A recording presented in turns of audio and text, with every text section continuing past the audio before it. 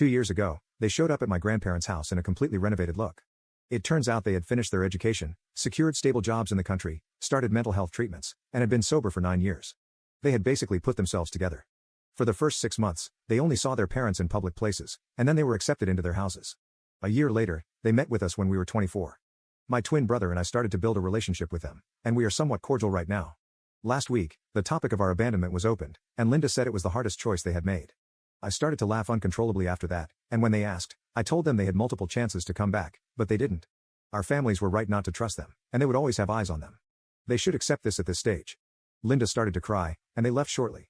All of the family, except my brother, thinks I am being too cruel, and I should apologize. Still, I think they had to hear the unfiltered truth. Update 1. Some things have happened since that post. First, my bio mom and bio dad are not allowed to contact me unless they want to go to jail. A good friend of mine from high school, who is a lawyer, advised me to prepare a cease and desist letter. My main language is not English, but this is the closest thing that Google Translate suggested in legal terms, and he did it for me without any charges because he said, that's what good friends do. My brother is sad that I am not even entertaining the idea of a relationship, but he says it is okay, and he understands it. He just sees them from a different perspective, the same perspective that he sees the patients he is taking care of. My mother and father weren't happy about the restraining order and accused me of being cruel and heartless. They said I am the embodiment of a demon, and they said they will cut contact with me if I ever put this plan into action. I said, well, consider this our last talk then, and left their house.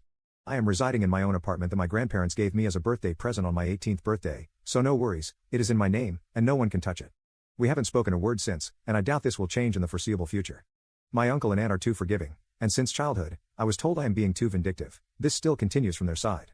They say that I remind them of my great-grandfather who ruined people's lives just because they did small things wrong to him. I am not going to try to argue with that. My grandparents, though, have understood my perspective, and they said they will respect my boundaries. They also asked me to respect their boundaries to have a relationship, and I agreed. I still love them so much, and I am lucky enough to have compassionate parental figures who can understand where I am coming from. Other extended family members have divided into two. Most of them think I am cruel and don't want to have a relationship with me anymore, other than being civil around each other. Some still want to protect the relationship we have. I can live with this. I am also back in therapy. Thanks to my brother, he arranged a session with the therapist and also an appointment with a psychiatrist in his hospital. So, I am currently back in therapy and have started using antidepressants. It doesn't solve all the problems, but it helps. As for me, my life continues as if my birth parents never showed up.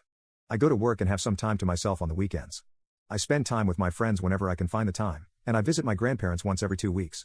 They live next door to each other. My brother is my next door neighbor, so we eat most of the dinners together when he is not on night shifts. Thanks everyone.